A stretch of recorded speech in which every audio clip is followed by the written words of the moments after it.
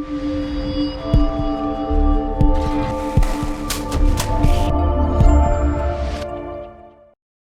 morning, folks. Paula Clifford here with D.R. Horton. My coffee and conversation this morning is with my good friend Susan. Villarreal. Thank you. I've had a hard time Means with that Royal name. House. There you go. Susan, if you would, can you tell us a little bit about how you ended up in Ocean Springs, Mississippi? It was a funny thing. My husband and I decided we wanted to retire, leave Illinois, and we frankly started looking at Florida like everyone else does. Sure. And the prices are so much higher, and we heard that the congestion was just awful in the winter. So I said to my husband, why don't we look at the Gulf Coast of Mississippi? We were familiar with it because my daughter was at Keesler for almost 6 years. Okay. And I said, let's look between Ocean Springs and Long Beach. And we hooked up with a realtor, and my husband was very adamant that he wanted a home that was post-Katrina. Okay. Did not want to go through all that stuff. Did not want to go through that. So we looked at a couple homes, and our realtor brought us here. And my husband's eyes just lit up when he found out about the clip roofs and the wind windows, and he was like, yep, This is it. this is it. I got it vouched for her. I mean, they came in the morning and they bought the house that afternoon. Talk about a quick sale. Love you, Susan. Yes. Yeah. I mean, the home was everything we wanted. Yeah. It was everything we wanted. We didn't want stairs. It's everything is on one floor. And selfishly, I've never lived in a brand new house. Yeah, there you go. You know, You can smell the scent of paint and everything. It was so exciting for us. However, we moved down here. We bought the home in October. We closed in December, and we moved down here March. Yeah. 10 days before the COVID lockdown. And then you were stuck in your house, in your beautiful home. In my beautiful home, but nonetheless, we were like, there were no restaurants open. Nothing was available to us except a masked trip to Walmart. Yeah. And what we thought was going to be horrible turned into something miraculous. Fabulous. Just fabulous. One day my doorbell rings and there's a woman there with warm chocolate chip cookies. Oh my gosh. Then the young moms down here started something called the Booze Fairies. Is that pretty much in South Point over here? South Point. These were the South Point mamas, and you'd get your doorbell would ring, you'd get a little gift bag, and it would be filled with little, bottles of booze and snacks and maybe a wine glass or little treats. Oh, that is so awesome. It was darling. I got hit 4 times, and each time you get hit, you got to go back and get something else.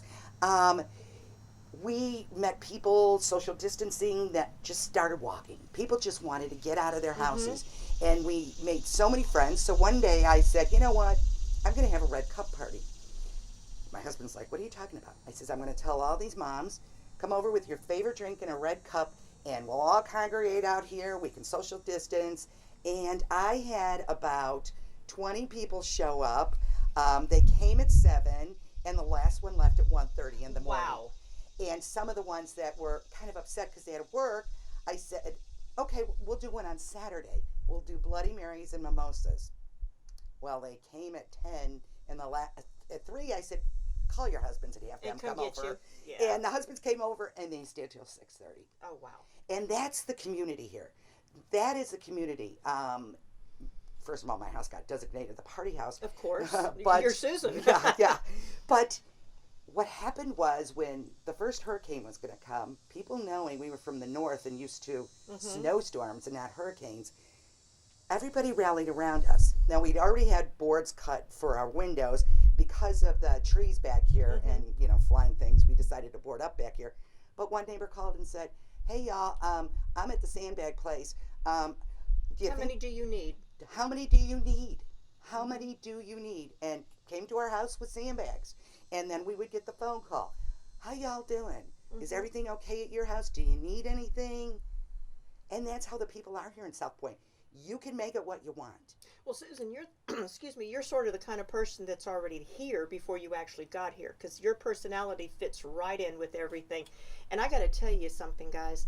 This lady can cook like you would not believe. Tell me about that little recipe that you make with the wrappers or something. Again, we're having people over on Saturday, Okay. and so I wanted to think of something quick and easy. And I just get egg roll wrappers and cut them in quarters, fry them up, drain them, on a cookie rack or something like that, hit them with a little salt, and then I take a block of cream cheese, a bottle of sweet chili sauce from Walmart. You add maybe a third of the bottle in there. Hit it with the beaters, There you go. Voila. You have a and it's a great dip. It's a great Well, dip. Susan, what I'm going to do, if you don't mind, I'm going to ask permission for in the future for us to come out and do another video and perhaps video you while you're making something. Would that work? I'd be delighted. You'd be delighted to.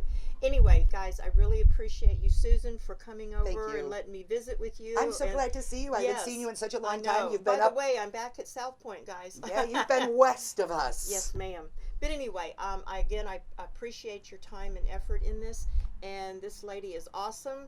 She lives in South Point, and I heard that she does a little bit of catering on the side too. Yeah. Anyway, Only for the ones I love. only for the ones you love. Anyway, y'all have a good day, and I appreciate it. Talk to you later. Have a good one.